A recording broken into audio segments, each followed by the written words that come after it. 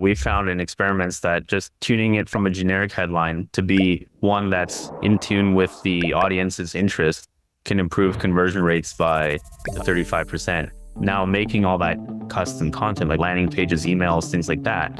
With AI, you can easily do all those kind of customized things that would have previously taken like just tons of time. And now it can be done in minutes. You could probably 3 to 5x your conversion rate with what we're going to talk about today for your landing pages. Can you walk us through some examples of what's been like the biggest optimizers in general? Making sure you get it and making sure that's on that page. How to grow your partnership program without recruiting new partners. I'll say one thing. This is most important if your product has many use cases and benefits. So at what point should somebody consider and use this AI technique we're talking about today? At what level as far as like either revenue or just experience with this industry? Firstly, the biggest thing is we've built this technology that lets you real-time personalized landing pages using just a simple editor, no developers, coders, no designers, no copywriters needed. Basically double conversion rates and make campaigns take 90% less time. So you're sending somebody from your sales team to get in touch with somebody that isn't opening a door, isn't answering a call.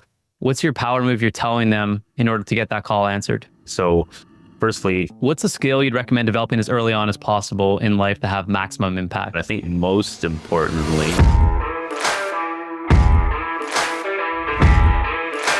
all right, welcome to today's episode. Today I've got Haafiz on, one of my friends that I met recently in December at Full Rooms Mastermind. Haafiz, welcome to the show. Thanks, Joey. Yeah, great to be here. And yeah, like you said, we met in December and it was, we've had some good conversations since then. It's great meeting people in the industry that complement what you're already doing. And obviously that's what everyone's looking for. But I think that, what I discovered, what you guys are doing is really powerful. So we're going to talk about that a little bit later. But before we get into the meat of it, what's something interesting about yourself that maybe not a lot of people know? Well, let's see. I'm a nerd, so I love automating devices in my home. I have I don't call it a smart home, but a super smart home. I've got over 300 different devices connected in it, ranging from lights to, even like our faucet. If I wanted to fill up my water pitcher, it knows exactly when to stop. When I walk into the office in the morning, my blinds open, my lights turn on, my heated coaster turns on, my air filter stops going at full speed. I love doing that kind of stuff in my spare time and just automating everything I possibly can. That's awesome. I'll have to get some tips on that because I'm definitely not in the automation of the house game just yet. And even the tech side, I've got some issues as we were just talking about before the call. I'm going to make a little humble promise to everybody listening to this that you could probably 3 to 5x your conversion rate with what we're going to talk about today for your landing pages. So I'm going to just leave that there as a little seed as we get into the next topic of just influencer marketing, partnership marketing, where it's been, where it's going. Give a little bit of background, where did you get your start? And then how did you evolve to the business you're doing today? Yeah. And so I got my start in online marketing, over 20 years ago now. I was a self-taught developer in high school, had a business doing website development and, custom coding and things like that. And then I got a new client who was trying to build an SEO'd website for lyrics. And he was basically copying and pasting lyrics manually onto his website. And I said, look, I'll automate that. I'll build a scraper. I'll do it all quickly for you. And, he was amazed and offered to become partners. And so that site took off with a lot of, organic search traffic. And then we had to figure out how to monetize that traffic. And so that's how I got started in the digital marketing industry. And, I've had a number of businesses since then. And the one that was, that was previous to the one that I'm working on right now was called Conscious Partners. And they provide full stack growth marketing for D2C brands in the health and wellness space. And so partnerships were very big for us in that organization. And one of the key things is that we never left any stone unturned. If there was a little thing we could do to eke out more conversion, we would do it. And so, we tested tons of different things there. And one of the things we found out was the kind of how many levers there are to make a funnel in the partnership marketing space optimized. Like you said, the 3 to 5x growth, and what it really goes into making that happen. And, we would find that we would do all these changes, but then there would be a ton of kind of overhead that we created for ourselves that we'd have to go through, such as, every time there was a sale period, you have to roll out a bunch of changes to like dozens of unique landing pages to roll out that sale. And then when the sale was over, we'd have to roll them back a week later sometimes. And it was very tedious. Or if we'd make changes to the main product page, we see often if people do have duplicate landing pages, they forget to kind of pass those changes down, and then they become out of date and less converting than your main page. And we would go and actually put the effort to kind of make everything, take the best practice you learn on one lander and draw them down the whole stack. And so again, very tedious, very manual. And so we, through our banging of the head essentially and all this kind of tedious work, we invented a technology that we now have patent pending on how to solve that at scale. Because we know it works better. It's just a resource constraint, and we know that even the largest companies only do that level of customization for their largest partners, and the smaller companies don't have the resources to be able to do that. Yeah, that's a good point. Because what we're going to get into, everyone's like, yeah, I'd love to do that. But first off, I don't have the experience. I don't know how to do it and how to scale it. So what we're talking about really is customizing landing pages, which isn't new to anybody, but I think how to do it in a streamlined way that allows for scale. And we'll get into deeper of that because I want to float back up to optimization. I want to really talk about, first off, influencers and partnerships. If you're not doing this in your business, everyone knows partnerships, but they don't really know always affiliates. They don't think about influencers and how it can affect the business. So the top of funnel we're talking about is influencers and affiliates. Provided that you've done that and you've got your message right, you're getting people coming into the pipeline, your top of funnel is really solid, and you have people coming through, and now you're starting to spend some money on things. This is where it gets serious, okay? It's where people get scared because I'm spending money and CPM prices are going up daily. If not, right now, every single time you talk to anybody, it's like CPMs are too high, I can't afford it. So you have to optimize your outreach, you have to optimize your structure on the negotiation. But once you get your really good partners coming in and promoting on a regular basis, there's not much more you can do. You have one podcast ad, you can try to increase it. Sometimes that doesn't work. So really what it comes down to is the bottom of the funnel. And for us, the bottom of the funnel that I've historically seen a lot of results from is optimizing the landing page. And how to optimize it is very specific to this market. So people have caught influencer marketing quite a bit these days. They're not buying into it as much as far as, they see a product being hawked on Instagram. They go to the page and it's like, oh yeah, okay. So we have to continue to, like you said, the levers of marketing, how many times are the touch points being hit? But each touch points, how can we optimize those touch points? So what I love about this is that we did 3 to 5x returns on conversions when we did one little tweak. And that was, and I'll walk through what we did, Haafiz, and then you can kind of walk through the next part of dynamic insertions, which was we didn't send to a traditional e-com page. But we also didn't send to a traditional long form sales letter, as the direct response marketers might be aware of what that is. We did a bit of a hybrid. We did an e-com page with a bit of a long form. And that already started to push up conversions for us. The second layer to that was putting hero images of the person who's promoting you and then putting that image on top of the page. And then we kept harmonizing the page more and more with the testimonial, with the video of the person. And then what's the language they're using in their everyday vocabulary that could harmonize to a co-branded, it looks like a co-branded page. This took a lot of times. There's a lot of effort, okay? We've got a custom stack, which is already in itself a lot more work, but we control a lot of the back end, which is nice. For people on Shopify to do this, sometimes they're left to their own devices. And if they don't have a big tech team, it can be very costly, especially to figure this out. So what we're talking about is dynamically inserting components of pages based on who the partner is that's promoting. Can you walk us through some examples of what's been the biggest optimizers when doing that, either, through your software, but also just in general? What are the top levers to pull for dynamically inserting content? Yeah, like you said, you can just even just the headline of, we found in experiments that just tuning it from a generic headline to be one that's in tune with the audience's interest for the traffic coming in can improve conversion rates by up to 35%. Just a simple example there, just the headline text only, none of the imagery, none of the copy, nothing like that. But really it comes down to, the content on the site, all the creative effort, whether it's the copy, the images, things like that. And I'll kind of illustrate this as an example with a simple one here, which is, and actually, I'll say one thing, like this is most important if your product has many use cases and benefits. If you know, and so I'll let you just use this example here. I had a ring on my finger called the Aura ring. Mm-hmm. You know, if you haven't heard about Aura before, it's a sleep tracker and a smart ring that, you know, tracks your sleep, your activity, your stress, and a whole bunch of other health traits. And so, you know, it's the best sleep tracker out there. I've had it on my finger for over 5 years now, and I only take it off literally once a week to charge it for an hour. But let's use Aura as an example. So there's no shortage of the number of different kinds of audiences that they can work with, because sleep is so pervasive. Sleep has so many benefits.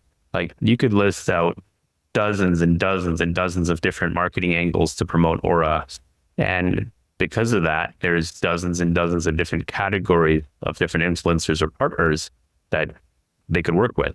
And just taking two random ones would be, let's say, bodybuilders, because most people don't know this, but testosterone, obviously important for bodybuilders, is produced when you sleep. And then another example would be, you know, women that want glowing skin, a completely different kind of demographic.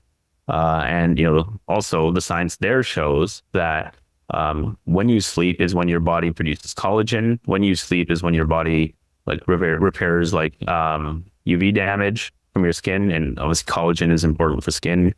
And so, you know, essentially beauty sleep is real.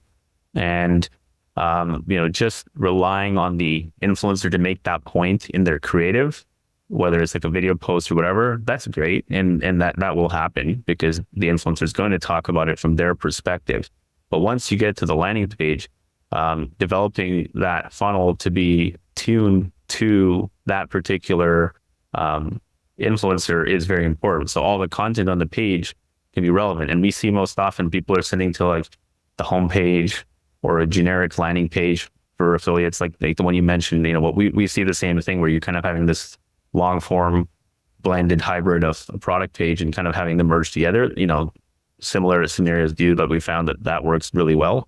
So I highly recommend that. But then even what do you have on that page? What content do you talk about? What benefits do you talk about? And making sure that that is tuned to the interests of that audience coming in is what the most important thing is. So one of the benefits about the Aura Ring is they can, you can use it for period tracking or cycle tracking. That's not relevant to a bodybuilder. That's typically going to be on the male focus side. Maybe some it is. And so you can kind of, again, tune your audiences and understand what's important. And, you know, it's not just what's on the landing page either, but, you know, what lead magnet do you show? What's the email sequence that comes from that? What's the retargeting pool they go into? And having that entire full funnel messaging tuned to be what the interests are for that audience. And so, you know, that conversion rate lift of 35% for just a headline, that's just the tip of the iceberg.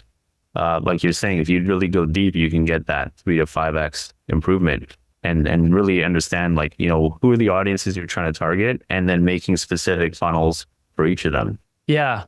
And this might sound like a lot to anybody listening, but I think that the key, and I want to break this down because I think that, you know, some practical applications is important. If you're just starting off in this, get familiar with the term like a vanity URL. So this is a URL that's going to be separate from your main domain. It's going to be an extension such as like domain.com/Joey. That page is going to be specific to my content and what you want to harmonize to it. So that's really like level one. Level two, get a split test set up. If you're not split testing, you know, you're not a marketer, but you got to get that split test set up to see these results across the board. And then when it comes to harmonization, what we found most effective, and we're going to get into like, you know, how to do this and how to automate it. Hero image, headline. Those are your first two prime real estates to focus on. After that, then dynamically inserting a code based on a vanity URL so that you take away that friction point for people. They don't have to actually put it in. And then if you can adjust the pricing, if you can adjust any other copy, you know, from then on, it's just extra. But a testimonial, a video of the person, you know, taking the product or having a podcast with them, as much content as you can. And then to what you're saying, really personalizing what's the benefit. The benefit of the Aura Ring might be like, track your sleep, get better sleep. I don't know what their tagline is, but the point is for an athlete, it might be like, get better scores in your assessments, or, dominate the field. So you're really harmonizing the copy rather than just piggybacking on what the prime benefit of the program is, because you want to harmonize to the benefit of that particular audience. And if the podcast ad, let's say it's a podcast ad or even an influencer, endorsement, if they're talking about a certain benefit, you don't want to disconnect when they come to the page and then they start talking about a completely different benefit. And they kind of they tune out. You want to continue the conversation. So what I love about this, and I think you kind of put this in some of our show notes, was like how to, grow your partnership program without recruiting new partners. This is a way that if you've got a good stable of partners that you're working with right now, and you don't want to shop for bigger ones, or you're just not at the budget to do it, this is the focus you can put your team on. And it's not going to cost you a lot more money, and you're going to actually start to increase everything across the board, from AOV to conversions to recurring subscriptions if you have that going. But harmonization is the key in this. So let's talk about maybe there's two ways I want to kind of think about this.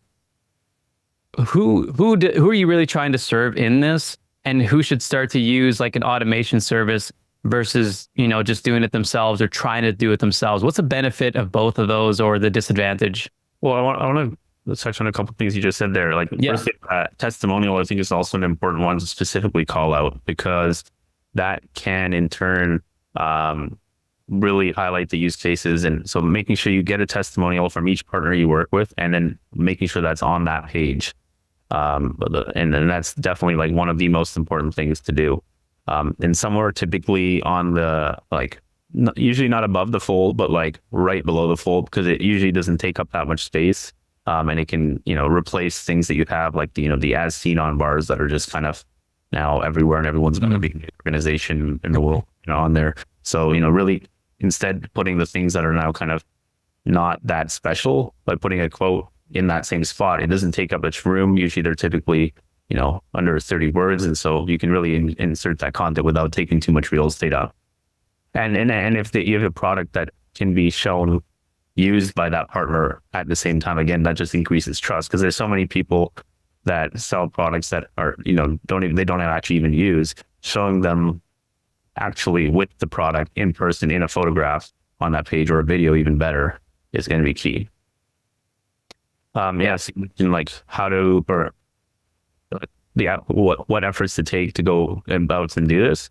I think firstly, just touching on the AI side of things that you hinted on earlier is going to be important.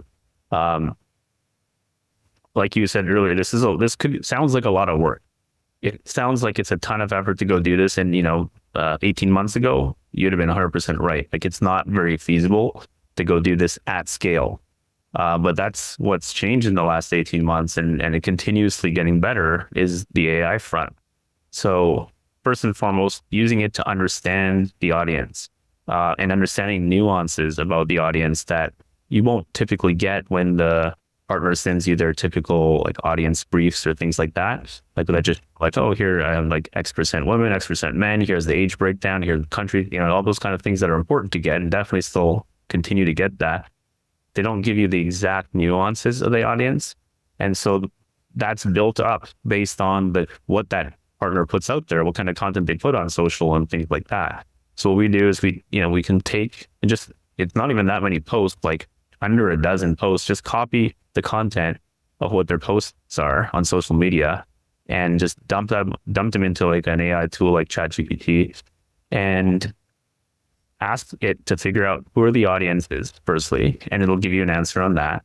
And then ask it for, hey, here's my product, here's its benefits. How do you make that bridge that gap for me? And it'll actually tell you that very effectively. And and I've seen it do it actually well with nuances that are hard to pick up, even in the copy. It'll actually highlight them and say, hey, because they said this in this one post and this in this other post, we think this is a really good angle to use. And so you can have the AI just figure out how to create those, or who the audience is, and really understand them. And that's going to be the first foundation to really doing this. And then the second thing is now making all that custom content, like we talked about, landing pages, emails, things like that. Previously, that would have been the time intensive part. You need copywriters on your team, things like that. With AI, you can easily take, documents that you have, so standard things to say or things not to say. So from your brand briefs, you can have it then generate customized influencer briefs of what you want them to say in a video post. If you're going that far, if you want to feed them with that information, you can have it make the actual script. If you want to go that particular, have it rewrite landing page copy, have it rewrite email copy, and do all those kind of customized things that would have previously taken like just tons of time. And this now can be done in minutes. Yeah. And that's like that's the scary part for people. It's like, okay, I've got all this harmonization to do. Yeah, I can get the person's photo, but what are you talking about? How can I harmonize all the benefits and the audience matches? You don't have to be a super skilled copywriter. I think that it's more important these days to have like you said, some sort of SOP, standard operating procedure, and some guidelines. And then I like the idea, because this is something that I've been working with some clients, is like building profiles for your affiliates audience. And, to a certain extent, it's what we're doing the way you described it. We take who we think they are. So we'll feed them a website. We'll feed them some copy of like who this person's bio is. And then also, what they post about. And we get them to create this profile that is always in reference when creating new ad scripts for that person. So let's say we launch a new product. We can say, here's the profile of John Smith. Now we need a new brief based on his profile, our best practice guidelines, and our compliance guidelines. Please write new script here. So we always had that profile on file for us. So I like that idea. Now, okay, so let's talk about, because again, like this is a big puzzle to put together. So we get that like the personalization works. We understand it. And by the way, I'll say that sometimes people will be like, well, how do you license this content? And there is some licensing components to getting people to like, a testimonial on a page or a photo. Typically what I've seen with clients is that if you're using it in your own marketing campaign, separate from their landing page and their campaign and efforts, it's more of a licensing play. Like you could use this for 6 months and you can use this in your Facebook or Meta ads.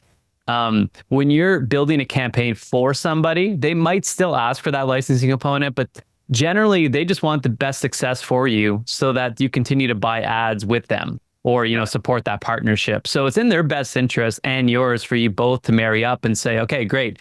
We're going to put this, look at how boosted conversions, or you don't have to tell them exactly, but you'll still buy from them. And when I say buy from them, it's, this is a paid partnership, but you might have affiliates that, again, it's in their best interest to up-level the conversions on that page. So if they're on a straight up affiliate deal, even, it's still in their best interest. They should still continue to feed you everything you need or everything they need to be successful on your front. But yeah, I've never seen like for when it's about harmonizing their lander, I've never seen them like want an extra bit for that. Yeah. The only caveat is you can't then take that testimonial and use it in a meta ad for your own efforts. There's a chance they might be like, that's a little bit unethical. So you want to be careful and draw the lines. But in general, for their own purposes, for their campaigns, it's very likely they're going to say yes to it. So let's talk about how to put all this together. Because again, like I've worked with custom coders and people, and it's a bit of a mess. Like you have to have, Google folders set up. You have to know where to reference them. And there's a lot of pieces to put together. So let's also paint the picture that, first off, do you feel like this? I mean, I think I know the answer, but this might not be for beginners who haven't gotten their first influencer, obviously. But at what point should somebody consider like, yeah, you know what, I need to start to automate this and use this AI technique we're talking about today? Like at what level as far as like either revenue or just experience with this industry? Yeah, I mean, I think it's one of those things like there's no like hard cutoff or anything like that. It just depends on firstly, the biggest thing is how many use cases does your product have? How many types of audiences are you trying to reach that are like distinct and have different, needs or jobs to be done if you want to use that framework? And the more there are, the more you're going to need to rely on automation. If you have one key benefit you're hitting with one product that doesn't have a wide variety of use cases, you can get away with something very simple. Like if you're on Shopify, just clone the landing page. If you're using like a page builder and have like no tech team and just, swap the images, all that kind of stuff. That can work. Like it's not that hard to do. It just, like I was saying earlier on, might be a little bit of a challenge when you have to do like an update across the board. Then you just have a bunch of manual work to do. Now, the next level is you can kind of even make some of that easier. Again, using Shopify an example, if you have like a Shopify developer and you're not using just simple page builders, you can kind of start templatizing some of that stuff so that the page will only contain the information that's unique and the rest is built into templates. I think they're called like the section files or the liquid scripts and all that. So if you have a Shopify developer on your team somewhere in the organization, then that's something that can be like the level 2 change. One of the things we see though is that often those kind of resources don't sit anywhere near the partnerships team.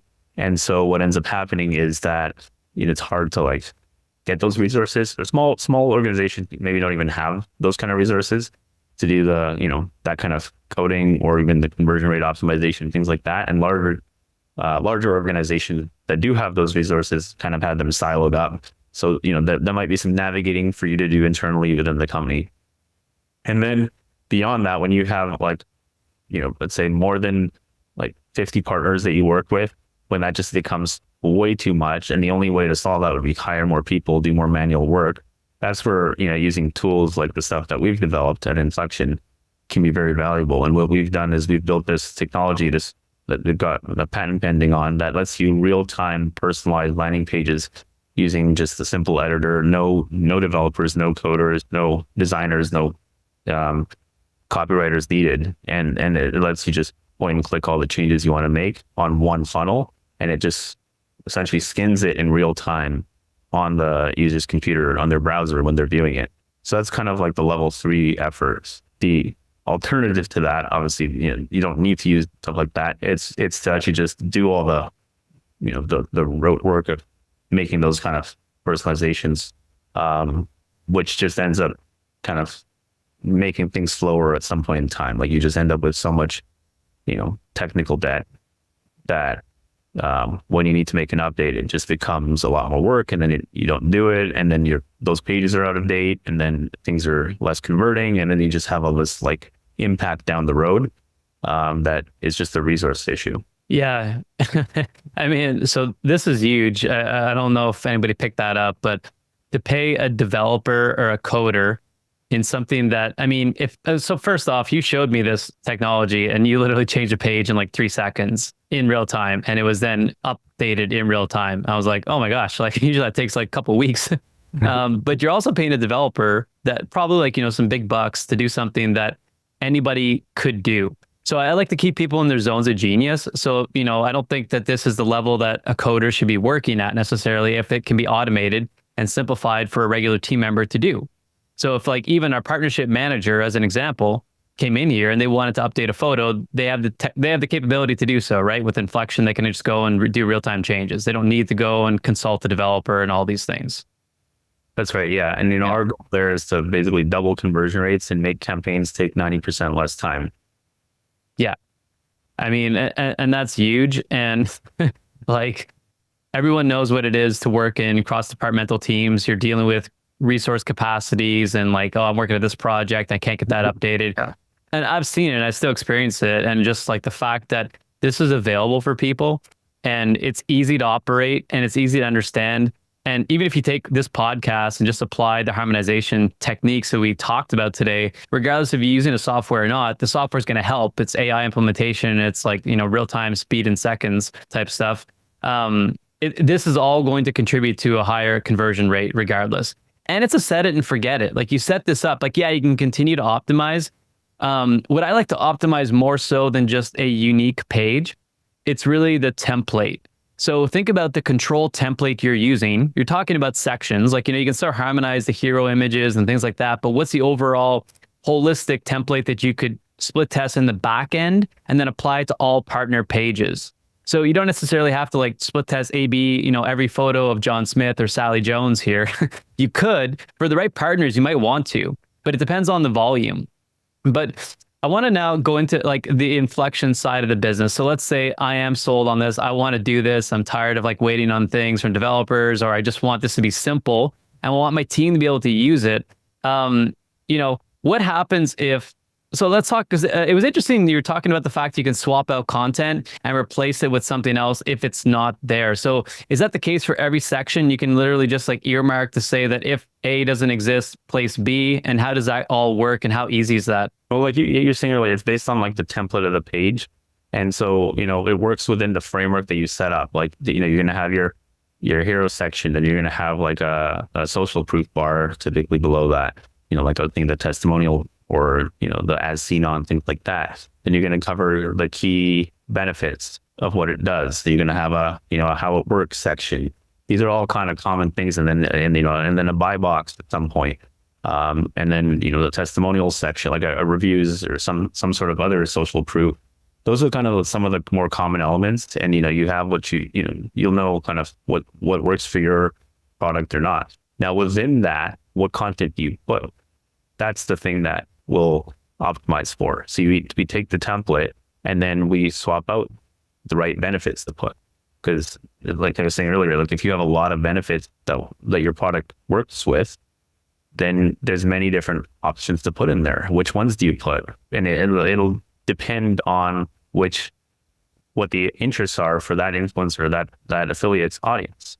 And so that's the kind of stuff that we work within the template and optimize that in real time. And it lets you just swap out stuff, swap a photo, swap text, and really hone that creative to be relevant and improve ultimately the EPC metric. That's what it comes down to, is just improving that EPC metric, because that's how you grow your program without recruiting more and more and more partners and having that. Or what we find in many cases is like, the churn and burn game, where you have like partners that you onboard, you try to bring on like 20 partners and like one or two of them will end up sticking around. And that's a lot of wasted effort to go set that up. And it's all because in most cases, the conversion rates just aren't there to support that partner to be there with you long term.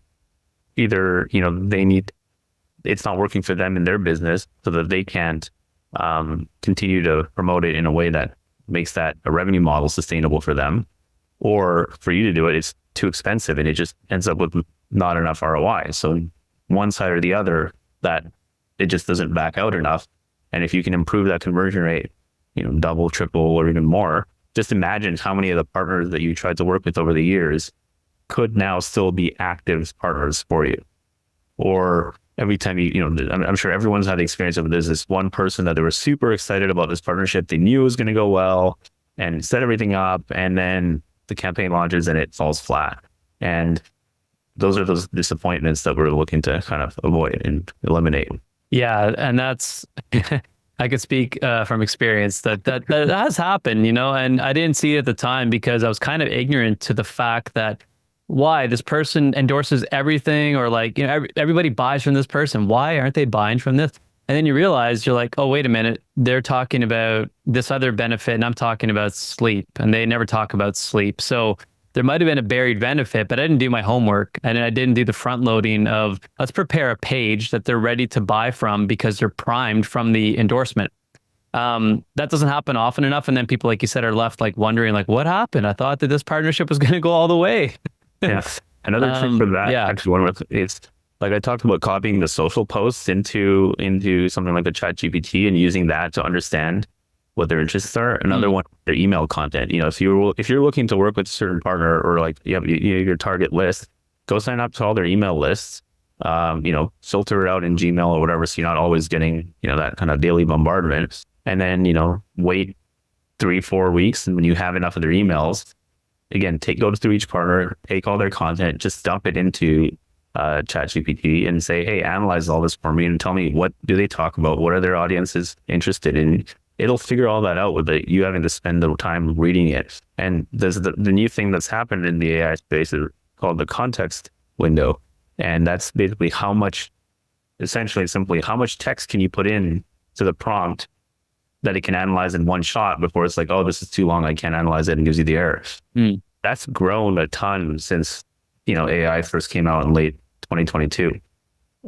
There's thousands of words now you can put in, and it's always growing. And I think some of the latest models are like 1.5 million or 1 million tokens. And so use that to your advantage. Just start dumping in tons and tons and tons of content and get it to summarize it for you, get it to figure out the interest based on this content. It can now do that. Whereas, a year ago, it would be, you put in like 5-6 emails worth of content and it'll be like, sorry, this is too much text. So Yeah. there's those latest kind of improvements in the space beyond just its kind of language processing abilities. Now the technical abilities have gotten better too. Yeah, I mean, I've done the same for partners that have YouTube channels. I've taken the entire YouTube video, 60 minutes long, and transcribed it, and then literally put in the chat GPT and asked for like, certain prompts to come back. I've done that with podcast episodes. There's AI out there that will literally say, like, you can ask, what does Andrew Huberman think about this product? And they'll give you an answer because it's constantly transcribing and reading into podcast data. So I want to talk about Inflection a little bit more, but I also want to say that there's a lot we talked about today with like, really, really high level advanced things. You don't have to go that deep right away. I think that at the very least, if you can do a hero image, a new headline, or harmonize a bit of that copy in a testimonial, you're going to see a really good increase. And honestly, it's not unexpected to see something that's converted at 5% to go to like 10 to 12% on these changes. Now that will start to taper off and then you have to continue to optimize. But like, again, don't read into too much of all the profiling we're talking about. Like those are advanced strategies and they're great. But like, if you're like, oh my gosh, that's too much, like focus on the hero image, testimonial, and systematizing this and templatizing it in a way that's easy to manage for your team. So Inflection does that for you, Inflektion.ai, which is, what we're going to be talking about and where you should go to check this software out. Talk us through a little bit of the other features, because there is more than just the dynamic insertion components, whether today, but you're also building future features. What's that going to look like? What's the roadmap? Yeah, and for so it's Inflektion, Inflektion.ai. But yeah, where we're going with that is like we're just constantly just eating up the data for what people put out there in terms of like influence. So when someone signs up for your program, we're using the social APIs to download all their content. We're like that trick I was telling you with emails. Like we're giving them what we call a honeypot email that they put into their list, and we're downloading all their emails, and then we're rewriting the landing page content in real time based on the content they put out. And so we can understand who their audience is, what interests do they have, what marketing angles we can use to target and convert people better. And then use that all to rewrite the whole landing page for you, combined with other information that's put in, like, hey, here are our brand guidelines. Here are the things we can say or can't say. Here are some, whatever data that we can get our hands on from you, from the partner, just aggregating all that, and then taking the structure, the template, like we talked about earlier, of the landing page, and then rewriting it within that framework. So the whole page doesn't look messed up or garbled. It has to work within that same kind of framework. And then we use our patent pending technology to basically rewrite that lander and dynamically insert all that content, whether or not you have, like you said, you guys have developed a custom platform to do some of the stuff very similar to what we're doing, but that was A, custom coding, and B, you have full control over that because it's custom. Whereas Shopify, you don't get the same kind of the latitude of things, but yet Shopify is a very easy tool to go scale up an e-commerce site. And so you sacrifice some of the lack of full control with its systems, but this is the kind of stuff that we've developed that sits on top of it in a very modular way that kind of eliminates some of those disadvantages. I think bottom line for me is that if anyone's listening to this podcast who's working with partnerships and they have faces and they've got personalities, they're influencers, and you have landing page and you have got the capability of creating custom codes and vanity links, you need to try this. Like, just try it. I don't know, what the terms are as far as like how long they can try it and what that looks like to get a demo and everything. But walk us through, what are the next steps? Someone's interested. They want to double their conversions on their landing pages. They're buying in. They want their teams working in this. Best way to kind of reach you is, I know you said Inflektion, which is as a K, not a C, .ai. And it'll be in the show notes as well. But what are the next steps? And what's the starting point? Yeah. And then just mention that you came from this podcast, and when you hit to contact us for the demo fields there on this website. And mention that you're a friend of the show, and we'll set you up. That's the best way to get in touch with us there for learning more about this platform. And one other thing that I kind of didn't mention on that is that we are also, that 90% less time part, like we're just taking away all the kind of extra effort that you have to go through setting up coupon codes, setting up those URLs, like all that is done in a completely modular way for us that we built out on purpose to be completely modular so we can plug into any system, whether it's Shopify or some custom backend. And all that gets created on the fly. You've talked about swipe copy in the past, all that kind of content, it dynamically inserts their links. So you're not sending Google Docs to partners and be like, hey, don't forget to change your link from this copy, or having to do custom, cloning the Google Doc and replacing it yourself. It just does all of that for you. Because our goal, like I said earlier, was double the conversion rate in 90% less time. So you can focus on building more and more big partnerships. Love that. So mention partner up profits, and I'm just thinking on the fly too. I know you got to hook up for them. We can't say exactly what that is. You have to actually contact and take action today. But I'd be happy to walk anybody through, anybody that actually gets this and wants a bit of a tutorial, not just in Inflektion, because you're the guy to do it, but you're also very knowledgeable on like the tactics and strategy. But I'd be happy to hop on a strategy call once this is implemented and just, get you started with some basic startup things. It's Inflektion.ai. We're going to have it in the show notes. Mention the podcast. I love the software. And honestly, like I said, I'm not just saying that. Transparently, I don't know if I shared this with you, Haafiz, but like whenever we met and we started talking about the software, first I thought it was like, oh yeah, I've kind of seen this before. And then you kind of showed me the in and outs of it. And I was like, wow, okay, this is really cool. And then I had this like FOMO of like, I really wanted to develop something like this, but I didn't have the time or the expertise or the skill sets. I just knew I wanted this to exist at some level for clients. And, you guys put it together, so kudos for you. And I've seen the roadmap. I've seen a few features that I want to omit for today. We can get into maybe another time. Some of the extra features that you kind of showed me, but I know you guys have a big journey ahead of you too. Not just, this is just the start for you guys. Appreciate that. I think the one other thing I would want to cover here also is that, just to share with the audience, one other area of optimization around what we call our scale framework, how to pick the right kind of partners. And, scale, SCALE, S stands for stage of the brand, of your brand and where it's at. C is for the customization of the landing page. A is for the audience, demographics and psychographics, things like that. L is like the leverage that you have in the negotiations and understanding what they really want and giving that to them. And E is the engagement of the audience and the affinity they have for that influencer. And that when the industry first started, it was all about that audience alignment, that A. And that's now evolved to the audience, the leverage and negotiation, deal terms, engagement, things like that. And listeners of the show will know from that the catalog of content that you have of like how to optimize those kinds of things, the audience, the leverage, the engagement. I think and if you're a newer listener here, definitely go through the back catalog. There's tons of great content on that. The two that I see most overlooked are the stage and the customization. We spend a lot of time on that customization today and going over what the real power of that is. I think that the last kind of big optimization point is the stage of the brand and what kind of partner is right for you at what kind of stage. And so, using like the core marketing framework of like ADA, awareness, interest, desire, action, in a brand's earlier stages, using influencers is great because they have their own reach. You don't. They can talk about how your features and benefits and use that to get people interested for the interest side of things. And for the desire side of things, you're leveraging their trust, their affinity, their credibility, and the goal is to have an action out of that. And so using that's for a new brand, now a completely different kind of brand. On the, I guess, polar opposite, you could say. Let's take Nike for an example. They don't need awareness. They're one of the most globally recognized brands out there. Interest, everyone knows what their products do. That's again lesser important. It's that desire stage, and that's why Nike's been doing influencer marketing for decades, essentially offline and now online.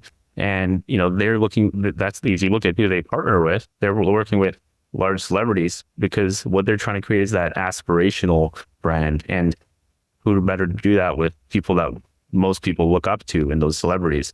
That's, I guess, the definition of being a celebrity is people look up to you in that sense.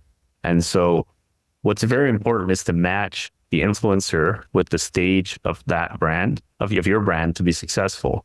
So, things like, are you well known in your target market, or do you need to establish that trust and credibility? Are you a premium price point product, and do you need to establish yourself as that aspirational brand that people will pay more for? Do you have a unique solution that no one's heard of before to a problem that people have? And so you just need to get your name out there. And once people hear about this thing that solves it, then they'll be jumping all over that. Are there common objections that you need to have handled? And so focusing on trust and credibility, understanding where you're at and what problem you need to solve is important to getting right in the larger marketing mix. And partners are a great way to kind of pinpoint that aspect of things and solving those. And so you have to understand and think through, like, what exactly do I need to solve the scale with? Is it the awareness, the trust, all those kinds of things? And then finding the partner that can achieve that for you. And often there are partners that have all of the above, but those are going to typically be the expensive, very expensive kind of partners. And so unless you have a bottomless budget to work with, it's not realistic to scale just using that. So really understanding what kind of partner, or what your unique challenges are, and using partners in a very targeted way for that is very important. And it can also inform the deal structure you create. So for example, if you have a really good micro influencer, they're not going to get you much awareness, but if they've handled a key objection really, really, really well, make sure you negotiate for the rights to whitelist their content, and then, blast it out with paid social, can be a great way to, again, take that and find the weakness and the thing that you really need from the partnership, and then use that partner to get that for you. Yeah, that's I know we probably skipped over that from the beginning, but that's very helpful to kind of, classify your starting point. And one other thing I'll piggyback on that is sometimes people will tell you a story about your own brand that you didn't even consider, and it becomes a winning new headline, or it becomes a winning new benefit or sub benefit. So I think it's important to, as you harmonize pages, take a look at the avatars that are crushing it, because you're going to categorize based on avatar. There's going to be an athlete avatar. There's going to be a biohacker. There's going to be a nutritionist avatar for the health and fitness market. I'm just, spitballing here. But as you start to tune in to, like, wow, we're over indexing in athletes. What's happening here? Like, what can we get more athletes, of course, but is there some sort of benefit that we can also apply to, either stay-at-home moms or something else, different categories? Like, there just might be something to learn. And I often like to watch the outliers that are spiking sales and say, like, what are they talking about? And then you tune into that conversation and, like, oh, wait, they didn't follow my script, but they're following their own script. They create this whole new campaign for me. So that's really powerful too. And then, of course, you can feed that back into the framework. But yeah, anyways, I can't recommend it enough. And like I said, anybody that gets Inflektion and starts on the platform, if they want some quick tips, shoot me an email, admin@partnerprofits.com. You can hit me up and we'll get on a call, strategy call. So yeah, man, Haafiz, thank you so much. I want to get into, we've got like about 5 minutes. So we have to do a really quick fire round with you, but we do a 10-question rapid fire session on getting to know you as a person. But before we get into that, what's a Partner Up Profits power move? So you're sending somebody from your sales team to get in touch with somebody that isn't opening a door, isn't answering a call. What's your power move you're telling them in order to get that call answered? Yeah, good question. For me, it probably comes down to the same kind of themes that we've talked about already. And so, I liked meeting people in person at conferences and doing it in a smart way. So using power of pull versus, the push kind of heavy lifting, brute force, manual work approach. And instead using technology to kind of amplify my efforts and automate things. So firstly, for people that I want to meet, I set up Google Alerts for them. I just put, it's a free tool. And if they get on a speaker lineup at a conference, if anything noteworthy happens for them, you get pinged. And it's such a simple tool to use, and free, of course. And then the other one is just, again, leveraging AI. So, when I go to a conference, I'll dump the speaker lists and bios into AI and having it rank in order of who I should meet first. Or, like I was telling you earlier, next week I'm going to an event with 3,200 different exhibitors. And I, used AI to write a script to extract them all from the conference website. And then another one to go check if they're an e-commerce site or not. And then another one to use a similar web API to rank them all in terms of like how much traffic to get. And so that, because it was a 4-day expo with 3,000 exhibitors, there's no way I could do like 800 in a day. Which would be impossible. And so going from with those kind of automations there, I got it down from 3,200 exhibitors to 150 that now is feasible to manually research, and then maybe narrow that down to 50 or so that I really want to meet. And then I can do that in person in a much more targeted way. And now, 50 over 4 days is actually in the realm of, possible. Damn, that's amazing. This is like the whole house automation all over again here. Yeah, and if you I have some technical inclinations that made it easy, but if you don't, then it's still something you can, that's probably something that's under $50 on Fiverr. If you wanted someone to actually go just do that for you. Yeah. They're going to use, the best ones are using AI to make that quick for themselves too. Yeah, and good. Like however it's getting done, I don't care. Just as long as it's getting done. But I love the Google alerts thing. That's a real cool tactical thing, just to be like, what's happening in the world, and as it pops up, like have somebody from your team entertain what that is. That's a cool one. Sometimes I don't hear unique ones, but those are definitely unique ones. All right, we've got 10 questions for you. It's the first thing that comes to mind. So if you start thinking, I'm going to call you on it. Okay. All right. So favorite food? Vietnamese food. Best memory? Honeymoon in Greece. I rarely can turn off work, and that was the first time. Like my vacations previously, if I did turn off, were more doing. This is the first time I did nothing on the beaches, Nice. and it was the best. And that's now my go-to for all my trips. Beauty. Okay. You got to send me the destination location there. This is not taken away from your life currently, but if you got to write a new story, a fun new story, what would it be in 30 seconds or less for your life? Honestly, I don't think I would. Like, I think everything that's happened in my life, both the good and the bad, or not so great, happens for a reason, is turned, and everything just parlays into where I'm at today, and I'm happy with where that is. So I wouldn't change anything. All right. Best productivity hack? So always, every time I read a book or listen to a podcast or whatever, I make flashcards of like the key takeaways, or a key takeaway. And, in a book, maybe 2 or 3 flashcards.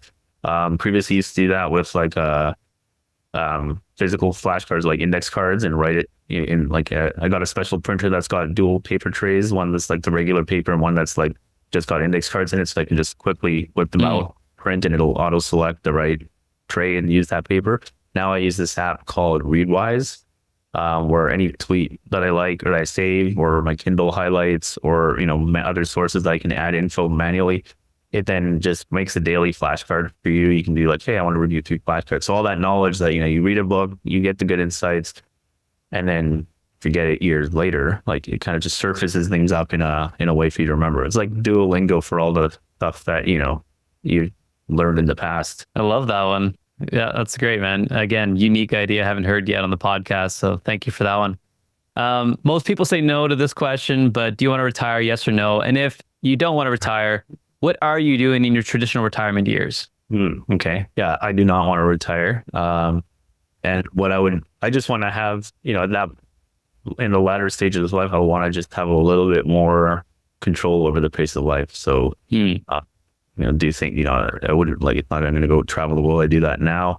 And I like incorporating that into my routines. But yeah, just more control over the pace of life. Yeah. That's a pretty common one. So, and the not retiring part. You talked about books and tweets. So what is a book that changed your life that first comes to mind? The Alchemist. Alchemist. Yeah. That one. Yeah. Every time that I read it, provided clarity on like a big life decision or something like that. I read that a few times, and definitely it's still top 5 books in my view.